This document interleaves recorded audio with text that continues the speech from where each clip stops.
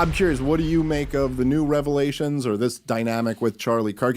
It's a weird spot for you to be in, being such a rival and an antagonist of a person, and then they're killed in this horrible way. And so it's a weird spot. But what are your thoughts on this latest? Well, I agree with how you said it, which is, look, I mean, if someone other than Tyler Robinson killed Charlie Kirk, I'd, of course, be very interested in that, but I just don't see evidence for that. And people are trying to... It's like anything. In hindsight, you can look at every person's reaction in the crowd and say they're a decoy or an operative, whatever. There's really nothing hard or conclusive that proves anything other than that happened yet. And I'm open to possibilities. What is interesting, but a different conversation, maybe related, is the Israel thing. And I think very clearly, as you and Tucker and Candace and others have, and Max Blumenthal have said, there's ample evidence that at the minimum, there was something dynamic there. He was a pro-Israel guy for many years. Now, seems like that was in flux, and a lot of the evidence has kind of been knocked out.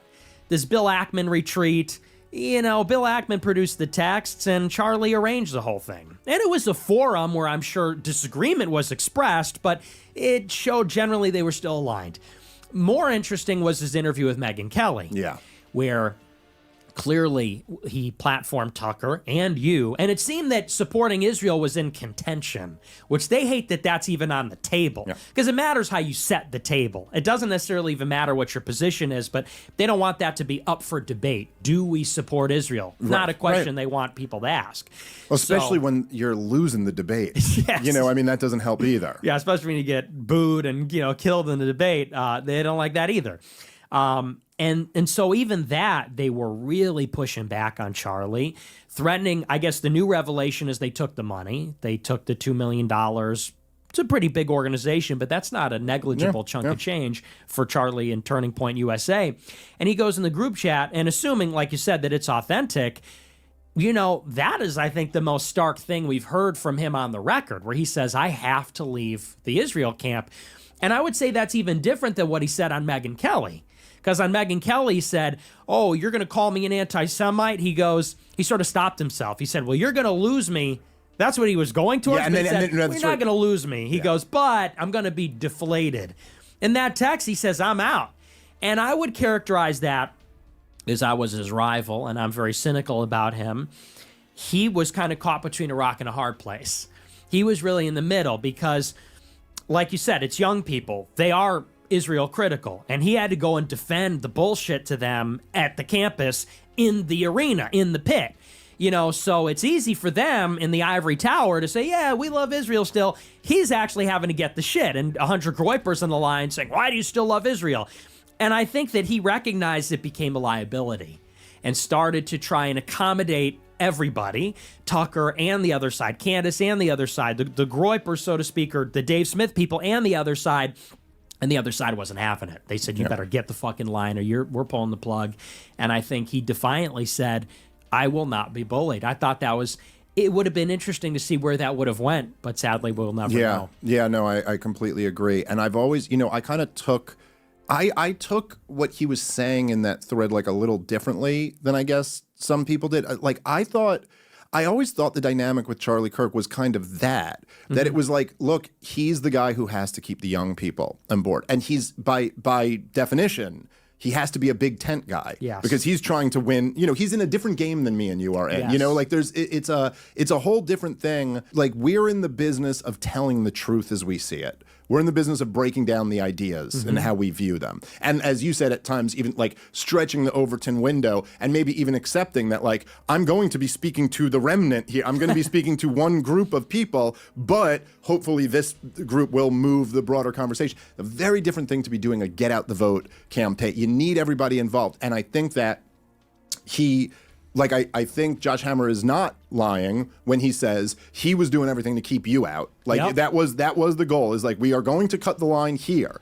But just with the new dynamics of where politics is now in this real, like, a revolution in media that me and you have both been living through and being, active participants in, it was like, okay, but you're big enough at this point that, like, okay, cutting Nick Fuentes out and then everything else is a big tent, okay, you maybe could pull that off. But you're asking Tucker and Megyn Kelly too? Right. And I think Charlie just realized the tent now is like, there's no way this works. And so I almost took it when he was saying, I have to do this, as going, I'm going to have no other choice to keep turning. And of course, this is the rock and the hard place, right? Because you couldn't be anti-Israel and run an organization like Turning Points, but also you couldn't be pro-Israel and run an organization like Turning Points anymore, because you need the kids and you need the donors. And so there's this, and I think that, like it did seem that essentially, like, his calculation, it seems to me, I'm speculating a little bit, but that his calculation was like, okay, well, I'll have Tucker and I'll let Dave do this debate. And then I can be seen as like, hey, look, I'm facilitating the conversation. I'll do all this. But that was way too far for the back. They were like, yo, what are you kidding me? Like, I mean, these are the people who, like, they thought when Mom Donnie, say a million things about the guy, he's probably going to be very bad for this city that we're currently in right now, and also is just like very cringy and awful in a lot of ways. But the fact that he said, why this is coming up in a New York City mayoral debate, do you favor a one-state solution or a two-state solution? What the hell does this have to do with New York City?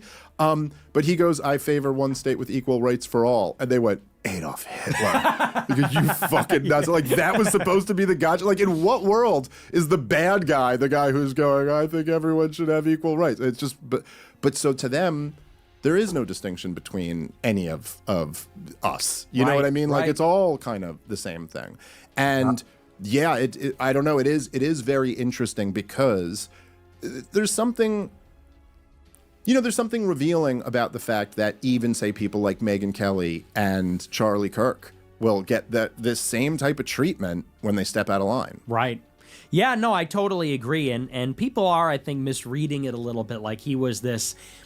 It's such an important point you made that we do something different, because when we go on our shows, we say, I think, I feel. He didn't really have that luxury. Right. Because he was not in the business, actually, of telling it like he sees it. He was in the business of, it was more political, getting everybody to vote, keeping everybody happy, pushing directionally towards the right. And so when people say he was going to be this rebel, he had this epiphany, he just had to get it out, I don't think that's it. I think, like you said, he was put in an impossible situation because the underlying reality had changed. The underlying political dynamic, the right-wing youth are what they are, and the donors are what they are. And as a matter of fact, I don't think he left Israel. I think Israel left him. And that's sort of what the text said. He said, they leave me with no choice. Yeah. After they pulled the money, they said, we cannot tolerate, so we're taking the money. And he said, well, I'm not going to be held hostage by your money. I have to side with the ever-growing tent of people that are either indifferent or critical or anti or whatever. And so that is how I read it. And I agree. I mean, to the broader point, even the earlier conversation, Israel is in a lot of trouble, it seems. I was sort of skeptical, but this is very much in flux because it is the right-wing youth. It's Tucker, it's Megyn Kelly, it's Charlie Kirk, it's France, it's Portugal, it's UK, it's Canada, it's like most of America.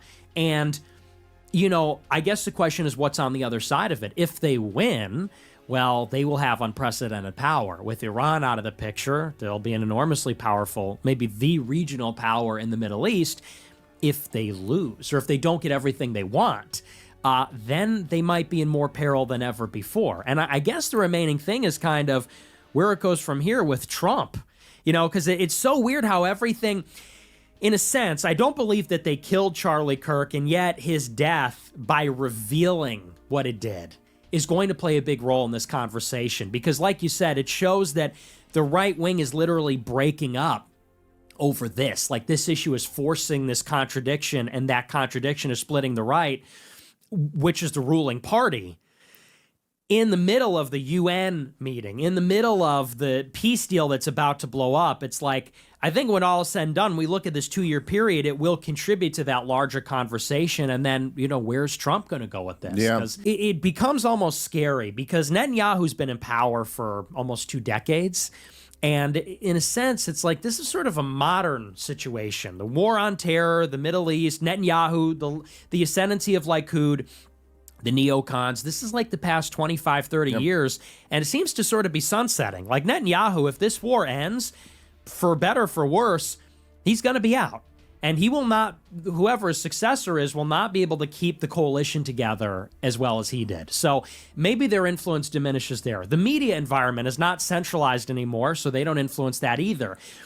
In the last legs of whatever this period can be called, that this go for broke moment, what scares me is how desperate they're going to get. Yeah. And I think that's where maybe it makes sense they killed Charlie Kirk, because there's some recognition they are that desperate. Like that is a desperate hour for them when they're losing absolutely everybody, isolated. They're not winning the debates. They can't win it with the soft power, censorship, suppression, the rest of it. Do they then resort to total chaos, crisis, these kinds of operations? That, because it's sort of like the emperor has no clothes. It's, like you said, in our lifetimes, we've never seen something like this. Can they lose? Will they tolerate losing? What does that actually look like? And I think that's going to be resolved in the next 6 months. So it's going to be kind of freaky. Yeah, it's like the example I use is that they say when a woman in an abusive relationship tries to leave the husband, that's the most dangerous time. That's when he might kill you. So guys, let me know in the comments what you think. If you agree or disagree with Nick, leave a like if you want to. Christ is King, and God bless you.